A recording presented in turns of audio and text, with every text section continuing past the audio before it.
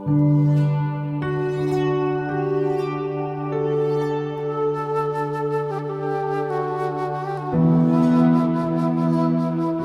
is such a beautiful spiritual community, and it's an honor to serve as co-spiritual leader along with my partner in spirit, Samantha Jones. And I want to welcome you all again to Unity of Wichita, and I want to especially welcome our online audience, those who are watching our service live on Facebook, and those who will be watching later on YouTube when the message gets stored on YouTube. We want to honor you and welcome you. And you are also a part of our spiritual community. So thank you for being connected.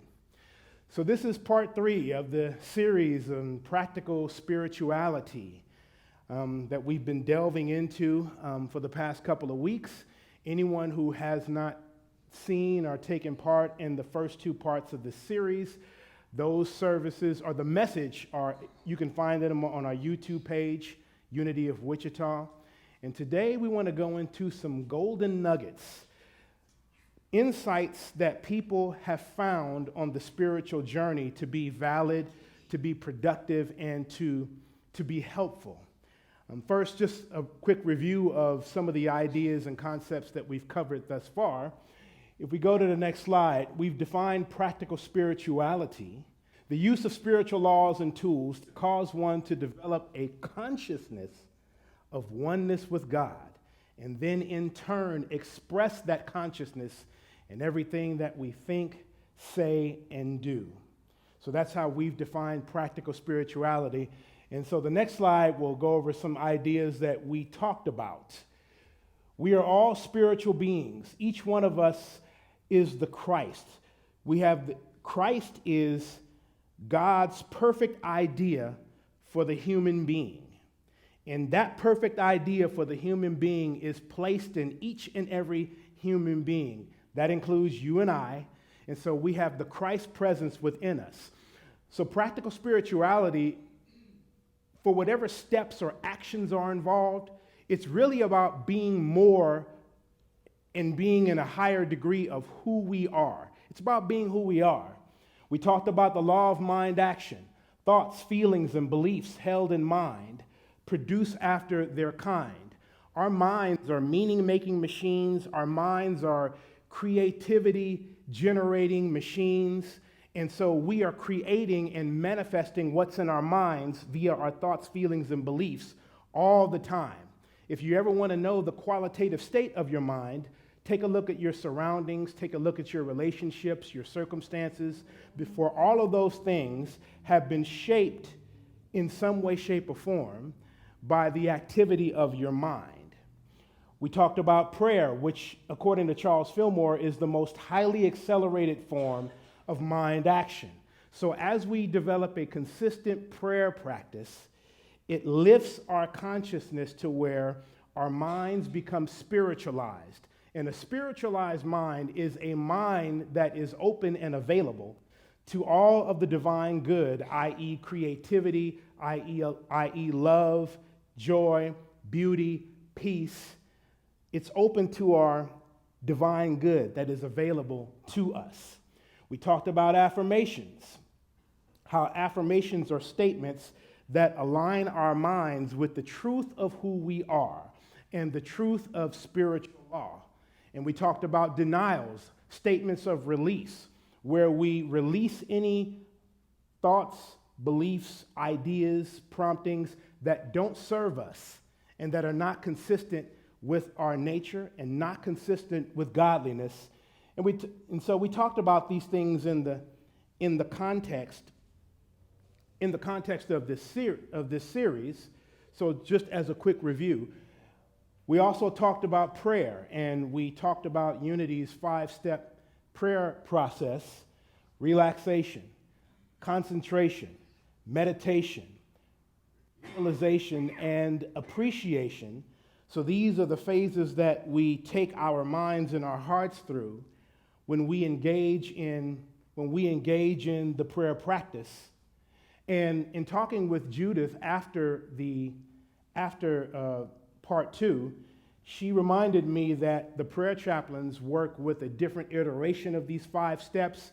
So just for general knowledge's sake, I wanted to mention those as well. This is a flow of prayer that was adapted by Reverend Dr. Paul Hasselbeck, a friend of this spiritual community, where these steps, where we relax our body and center into a consciousness of the divine presence. So the first step would be to relax and center ourselves on the fact that God is present right where we are. And then we would affirm that God is present as the essence of what it is that we're praying for. So if I'm praying for health and wholeness, I want to affirm God as the essence of perfect health and wholeness.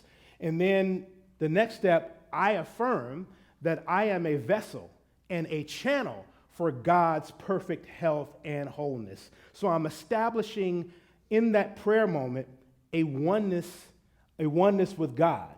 And then I'm going to go next and claim what it is that I'm praying for. God is healing me now. Every cell in my body is resonating with perfect health. God's perfect well-being lives in me now if I'm praying for health and wholeness. And then as I'm knowing the truth of that, because I'm not asking for God to bring me health and wholeness, I'm affirming the health and wholeness that is already mine as a birthright.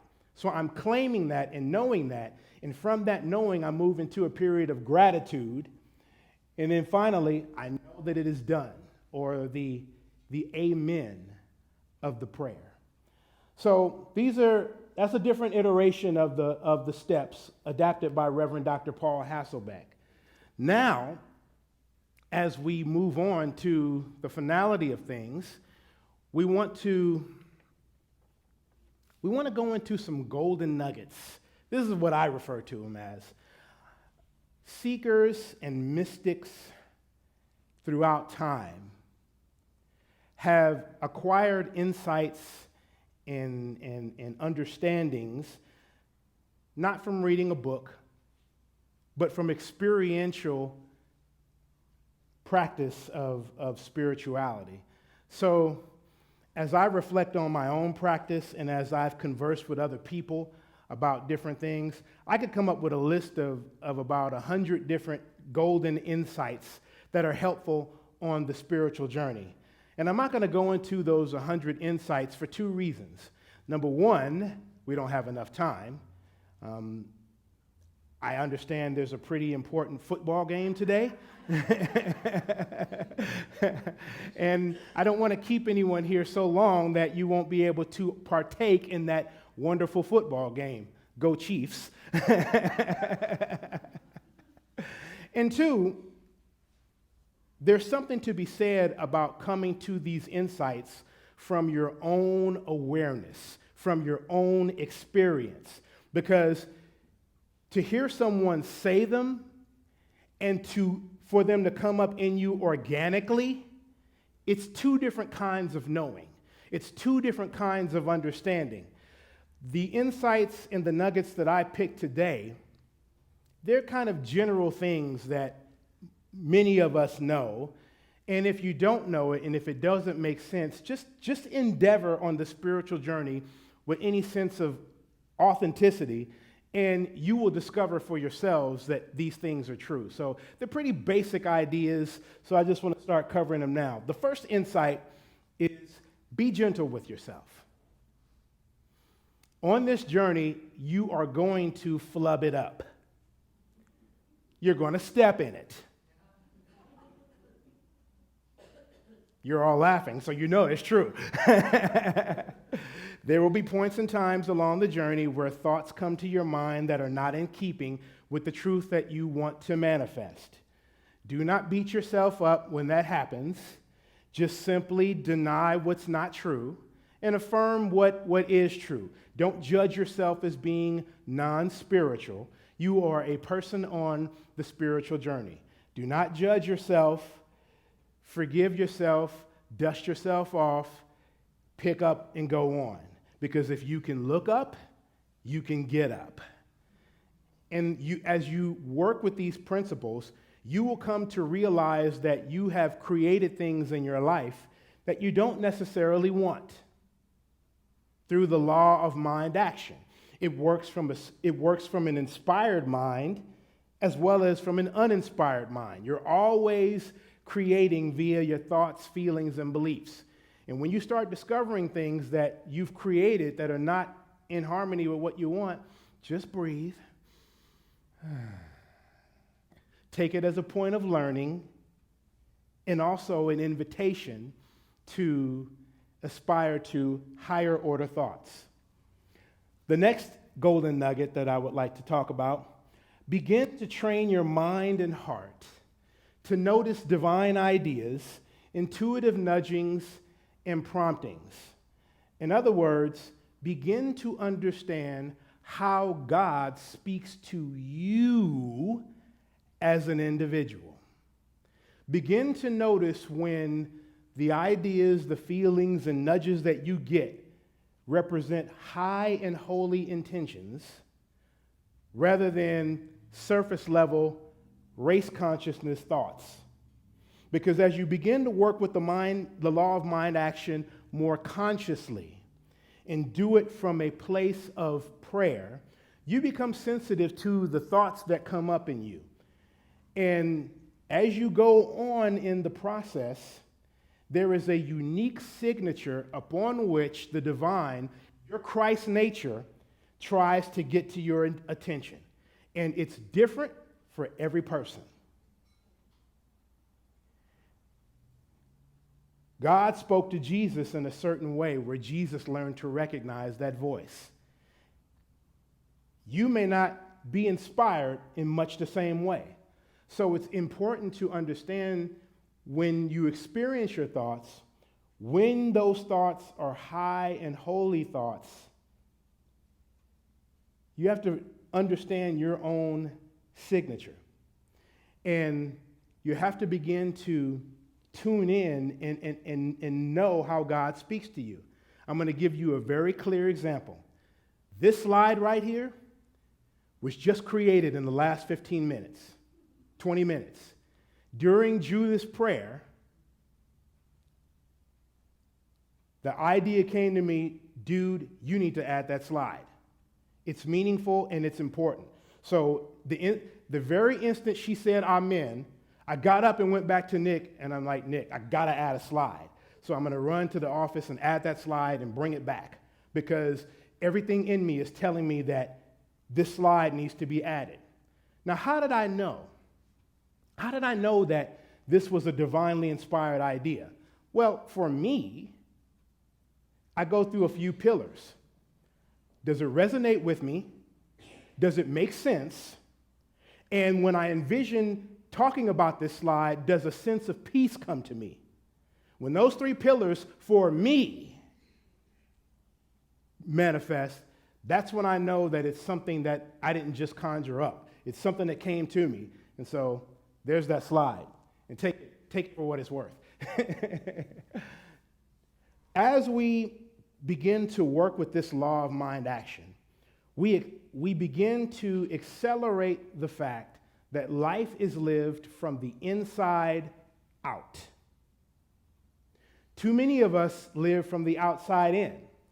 For many of us, our moods and our sense of peace are determined by where the stock market is, or what are the latest happenings going on in the news, or what's going on around the block that may disturb my peace. We learned about the law of mind action. Thoughts, feelings, and beliefs held in mind produce after their kind. So life is lived from the inside out. So we work with this in a conscious way when we choose thoughts to bring about demonstrated conditions that represent things that we want to manifest in our lives, whether it be in our relationships or our career or what we want our bank account to look like or what kind of health we want to outpicture. So these things flow to us from the inside out. That's a great primer for the next slide. Along the journey, you will manifest your dominant thoughts, dreams, wisdom, and creativity. But what will also come up from this inside out thing is your stuff. You know, those things that are within us, that are a part of us, that we would rather not deal with, that we would rather not have to involve ourselves with because it's unpleasant to think about. You know, those unhealed emotional wounds, that trauma, faulty beliefs, faulty perspectives that we hold. In other words, anything within us that is not reconciled to the divinity that we are, those things will come up somehow, some way in our experience. Why? Because they're coming up to be healed. And as it reads in 2 Corinthians, Christ is for freedom. So our Christ nature has an orientation about itself to where it has a bias to bring freedom into our experience. As we consciously work with the law of mind action, creating and manifesting the things in our lives that we want and we desire, we are experiencing one level of freedom. However, because we have that divine intelligence in that Christ nature, if there are other things that are happening in us that are against freedom, those things are going to come up for us to gain our notice so that we can heal those things, we can sit with those things and do whatever we have to do to reconcile it. Because anything in us that is unhealed, unreconciled, it weighs down our ability to fully use our minds. Great segue into the next golden nugget. When your stuff comes up, it's an invitation to sit with it and heal it. It will continue to manifest in your experience until you do heal it. And healing it at various times can be very uncomfortable. We might want to turn away from it. Again, your Christ nature is for freedom. It wants to manifest freedom in every level and every aspect of your experience. So if there's something that is in your blind spot that you're not seeing, that works against you experiencing the life that God has encoded within you to live, it'll come up so that you can reconcile it, so that you can understand it, so that you can heal it, and you can live a more inspired life. Again, I have to always draw from my own experience because it's the most direct experience that I know. This became very clear to me as I started studying New Thought and beginning to understand it. As I started reading Joseph Murphy and Ernest Holmes and Charles and Myrtle Fillmore, who are the co-founders of our movement, Phineas Quimby and all these other different authors, I began to experiment with affirmations so that I could see myself in a better light because I had pretty jacked up self-esteem. And so I would affirm that that my life mattered and that I'm significant and I am beloved of God. And as I began to experience those affirmations, I began to have a heightened perspective of who I am. And those affirmations worked for a while. For a while. I would begin to see myself in a more inspired place. But then I would come back to a crash anytime I got triggered with the old stuff, the old baggage. And what I came to understand was I was holding some very bad junk in my head from my childhood, from being bullied, severely teased. That stuff still had a presence within me. And when I endeavored to take steps to heal it and recognize it, sitting in that emotional space of a 13-year-old boy and feeling those emotions and allowing those things to dissipate, a beautiful thing happened. I didn't have to work so hard to think good of myself. I did not have to effort to think higher order thoughts about myself. When I released that stuff, or at least began to heal it, higher order thoughts came up organically, naturally, almost magically. And I don't get caught up on the same sort of hang-ups anymore. I was able to forgive the people who caused me so much trouble because I became grounded in a more sure and stable place in who I am in God. So I know what I'm speaking about when I'm talking about your stuff. When it comes up and it's right in your face, don't stuff it, don't deny it. It's coming up via your divine intelligence that is in you for you to deal with and heal so that you can experience life in a more bountiful and beautiful way. So those are the golden nuggets that I came up with. Again, I could come up with 96 more, but I know you guys want to see the Super Bowl today. So I will leave you all with this. It's been a pleasure to go through this series, and I'm grateful for Sam and Keith for giving me the inspiration to do this series, and I hope you all got something out of it. And as I said before, if you didn't, blame Sam and Keith. I love you all, and I hold you in very sacred space, and into that sacred space, I speak a simple word of prayer: light, life, and love to you all.